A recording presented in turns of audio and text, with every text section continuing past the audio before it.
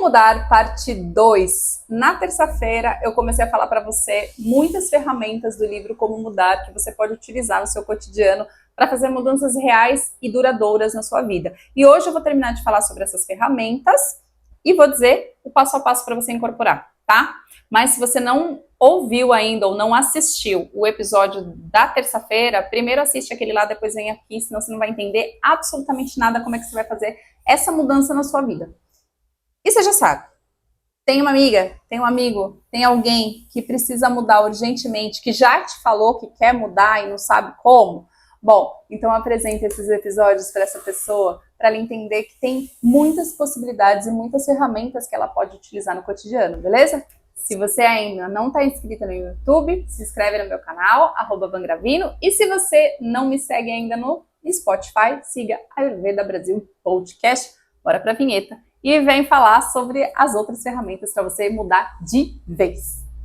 Ayurveda Brasil Podcast, a medicina que você encontra na cozinha e na rotina.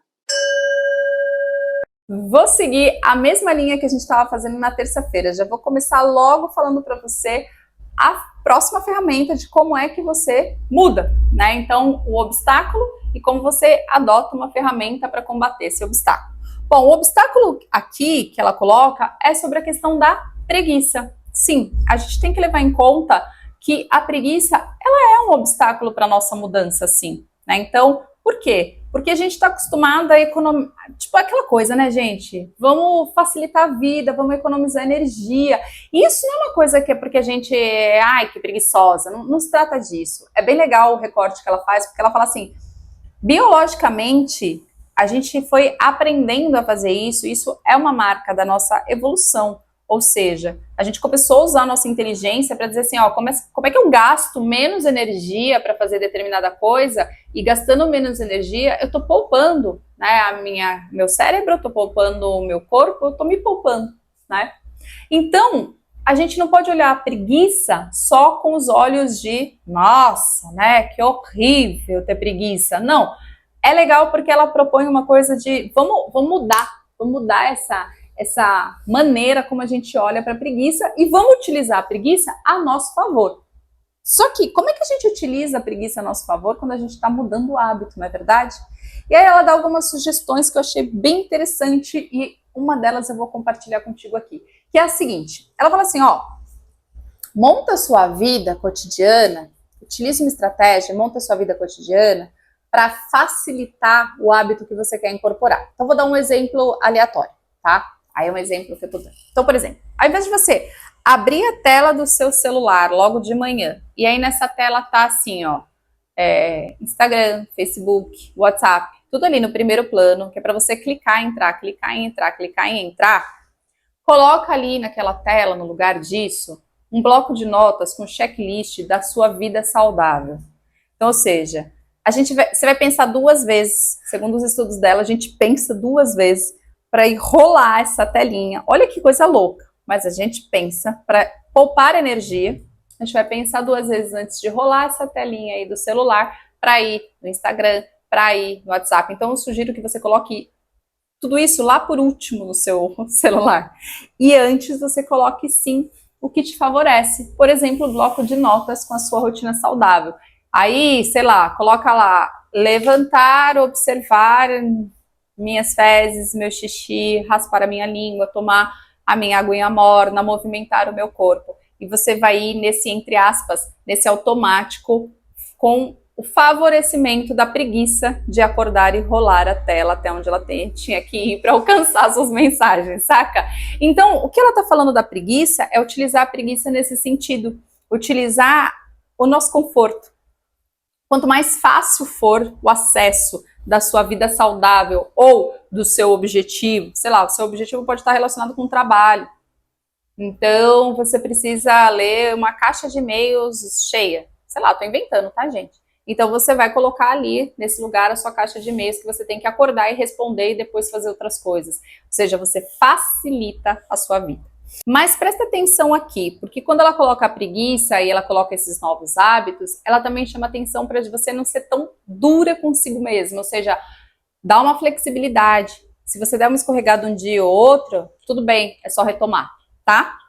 Aí tem uma coisa que é um baita de um obstáculo para quando a gente quer mudar, que a gente quer transformar alguma coisa, que é a autoconfiança. Quando falta a autoconfiança, é um problema sério, porque a gente não acredita que a mudança que a gente quer fazer é possível. Então tá, tem uma parte que está relacionada com o plano que você já estabeleceu, que é o quê? Fazer pequenas metas, né, pequenos objetivos, e cumprindo esses objetivos diariamente, não olhar para aquele plano gigante, ou para o sonho gigante, ou para a mudança gigante, mas para olhar para essa menorzinha que leva a essa gigante. E a outra questão que é muito interessante, que eu adorei, que isso foi uma baita de uma... valeu o livro, assim, para mim, é que ela coloca o seguinte: a gente tem uma tendência de, quando a gente conta para uma pessoa que a gente está acontecendo, eu precisava mudar em tal coisa e não consigo, a pessoa dá conselhos pra gente. Mas, pasmem, quando você recebe o conselho de uma pessoa sem que você tenha pedido esse conselho, você tem uma baixa na sua autoestima e você tende a acreditar menos ainda em você. Isso é um estudo da psicologia que uma das doutorandas dela fez, é muito bom, muito legal essa parte do livro. E aí ela diz, então, o que fazer para combater isso? E ela fala, seja uma conselheira. Ou seja, se você não tem quem aconselhar, se ninguém pede o seu conselho, seja uma conselheira de si mesma. Então você vai criar um momento que você vai falar, tá, eu tô falando com a minha amiga, o que eu faria? Por quê? Porque quando você dá conselhos, você está criando soluções. Não só criando soluções, mas ao dar um conselho, você cria uma solução. E se você não faz aquilo na sua vida, você tende a ficar com vergonha. Então você passa a fazer. Olha que legal isso, no fim das contas, é usar a nossa psicologia, podemos dizer assim, a nosso favor, certo? E outra possibilidade, se você tem amigas que você confia muito, muito, muito, muito, muito, você criar, então, um pequeno grupo de conselhos pontuais. Então, ela conta uma experiência dela, de um grupo, né, que elas têm aí de professoras de uma das universidades, que é o grupo do não. Ou seja, quando a gente está no meio de um trabalho, a gente tem de dizer sim para tudo que aparece. E às vezes dizer sim sobrecarrega demais a gente. Então o que elas fazem? Sei lá, uma delas recebia uma proposta de palestra não sei aonde. Antes dela aceitar, elas se falavam, faziam uma chamada de vídeo, por exemplo, e dizia, você aceitaria? E aí a outra diz, olha, eu aceitaria por isso, isso, isso. Ou então ela dizia, não, eu não aceitaria, porque isso não está te acrescentando nada, e você tem que entregar tal coisa, tal coisa, tal coisa, vai te sobrecarregar e não acumula nada para sua carreira. E aí ela se sentia encorajada a dizer não. E ela também fazia o mesmo com as amigas. Então, por isso que tem que ser um grupo de gente que é muito... você tem que confiar muito nesse grupo. Porque é um grupo de conselhos, mas é um grupo de conselho específico sobre uma questão pontual do tipo essa, aprender a dizer não, ou aprender a dizer sim, se você diz não para tudo, de repente, né? E outra coisa que ela coloca nessa questão da autoconfiança que é bem interessante é que não é para você ficar tímida e colocar um objetivinho pequenininho e no seu coração você quer um objetivo enorme. É para você ir pouco a pouco adotando um mindset de confiança mesmo.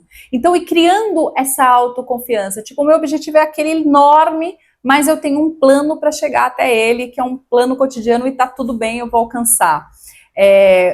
Meu objetivo é tal e eu vou olhar para os caminhos que me aproximam desse objetivo e isso aumenta a minha confiança. E isso tudo está relacionado ao último ponto que ela coloca, que é justamente estar em boa companhia. Se você está em companhia que te desestimula, que vai falar que você não vai conseguir, que é muito difícil, é muito complexo, é muito complicado, sai fora e vai buscar companhias que te estimulam, que falam que vai dar certo, que já conquistaram aquilo que você está conquistando e que dá muito certo por causa disso, disso, disso. Ou seja, que contribua contigo. O ambiente e a companhia é muito importante. Ela coloca isso e a gente sabe aquele famoso ditado, né? Diga com quem tu andas e te direi quem és? Bom, cabe nesse caso, porque a gente sim tem um comportamento de manada, ainda que a gente tenha consciência que existe o comportamento de manada. Então se liga nisso. E agora, finalmente, quais são os passos que você vai utilizar para incorporar essas ferramentas ou algumas dessas ferramentas, né? O primeiro passo é olhar para si e descobrir qual é o seu real obstáculo. Não, primeiro, claro, né, gente? Eu nem ia falar, mas assim, é bom falar, né? Você tem que ter um objetivo. Qual que é a sua mudança? Você quer mudar o quê? né? Depois disso, decidiu o que você vai mudar. Segunda coisa que você vai fazer é, então, descobrir qual é o seu principal obstáculo, sem mentira para si mesma. Descobrir de verdade, colocar na mesa e falar, bom, vou remover isso aqui. Como? Aí é o momento que você escolhe as ferramentas. Você vai olhar para essas ferramentas que eu falei, você não precisa incorporar todas. Você vai olhar para aquelas que mais te servem e incorporar uma ou outra, ou todas, se você quiser, mas uma ou outra vale a pena, e vai começar a testar isso no seu cotidiano. E por fim, o mais importante, ela diz assim, ó, que a mudança de comportamento e a mudança de hábito, ela não pode ser vista como a cura de um machucado. Ela tem que ser percebida como o tratamento de uma doença crônica. Ou seja, você incorporou um novo hábito, você trabalhou nisso um mês, você vai ficar atenta a esse novo hábito todo santo dia da sua vida e esquece o tempo. Então é incorporar novo estilo de vida. Você vai estar atenta para esse novo estilo de vida. É crônico. Você vai cuidar de você todo santo dia, bem bonitinho e bem atenta. Combinado? E aí a gente vai manter o hábito saudável, manter a transformação que você tanto deseja. Isso é lindo. Então, eu espero que você tenha gostado dessa sequência de episódios do livro Como Mudar. Eu deixei a referência aí do livro nos 2 episódios. Curtam, leiam, que o livro é muito rico. Aqui eu fiz um resumão, mas você pode dar uma lida. É bem fácil de ler, é bem gostosinho. Tem outras ferramentas que você pode utilizar também, certo? E este foi o Ayurveda Brasil Podcast, que vai ao ar toda terça e quinta às 19 horas. Eu sou Fangravino, profissional do Ayurveda e do Yoga. Namastê!